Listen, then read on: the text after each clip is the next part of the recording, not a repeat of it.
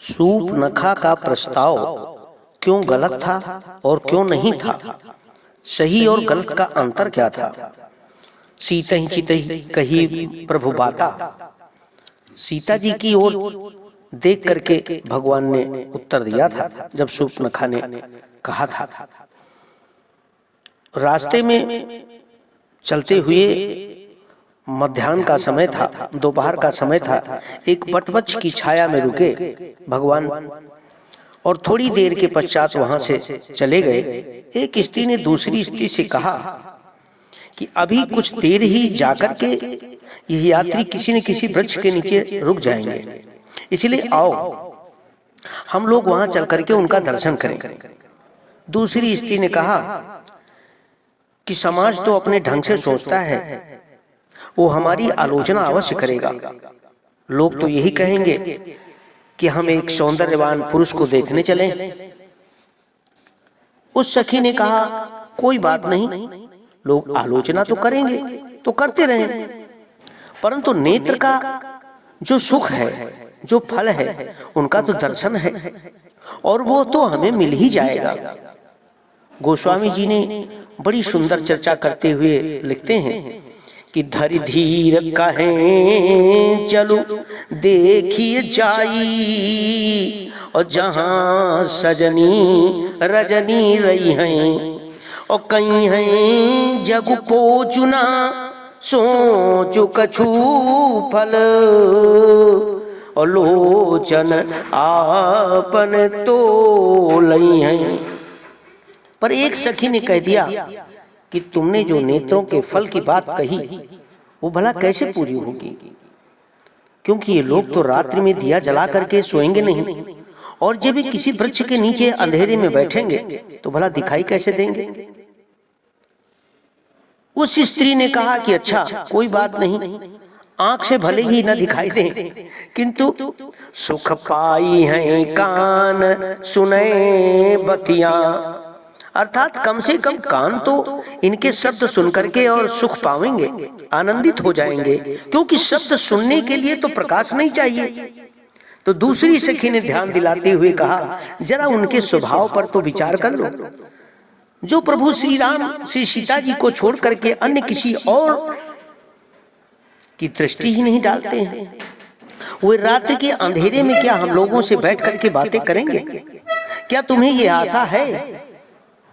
तब तो उत्तर उस सखी ने दिया। उससे पता चला कि उस सखी की क्या सुंदर भावना है। उसने कहा कि कौन कहता है कि वे हमें बात करें, पर अगर बात नहीं करेंगे तो शब्द सुनाई कैसे देगा? तो सखी उत्तर देती हुई कहती है सुख पाई है कान सुने बतिया, और कल आपस में कछु तो कहीं है।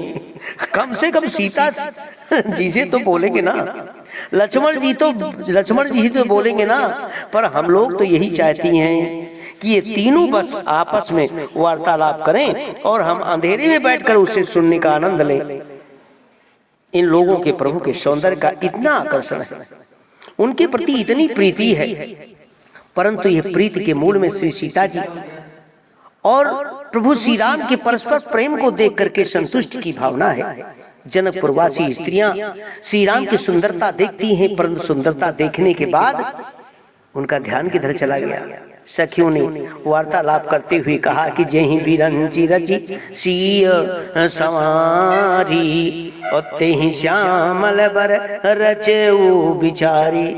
अरे धन्य है जिस ब्रह्मा ने श्री सीता जी का निर्माण किया है, उसी ने सोच करके समझ करके श्री राम जी का निर्माण किया है। इन दोनों का विवाह हो जाए, इससे बढ़ करके हमारे लिए आनंद की कोई बात नहीं होगी। चाहे गांव की गंवार कहलाने वाली स्त्रियां हो अथवा नगर की नागरी, पर दोनों के मन में श्री सीता जी और श्री राम जी की अभिन्नता का मान है, अपना स्वार्थ नहीं। पर शूर्पणखा की विचित्रता ये है कि उसने जब श्री राम जी को देखा तो कामातुर हो गई। बस यही उसके अंदर उसके दुख का कारण बना।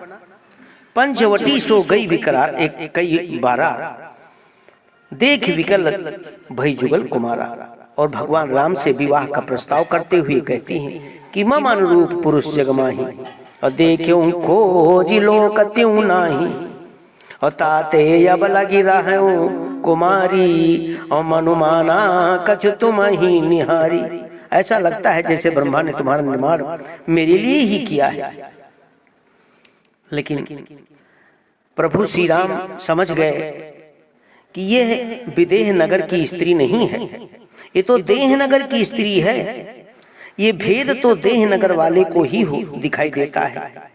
ये मानो भेद बुद्धि है, तो भेद बुद्धि में तो फिर उसको दुख उठाना ही पड़ता है। अगर विदेह की तरीके से होती तो इसके देह की, इसके शरीर की सुध बुध नहीं होती, सिर्फ अंदर का प्रेम रहता, उसका जीवन धन्य हो जाता। बस यही शूर्पणखा के अंदर विचित्रता थी, इसलिए उसे उस दुख को उठाना पड़ा, उसके कष्ट को उठाना पड़ा। भेद बुद्धि जब व्यक्ति के अंदर आ जाती है, द्वेष द्वंद आ जाता है, शरीर दिखने लगता है, तो भगवान के दर्शन नहीं होते हैं। भगवान के दर्शन तब होते हैं जब शरीर ना देख करके आत्मा का दर्शन करता है व्यक्ति, तो उसका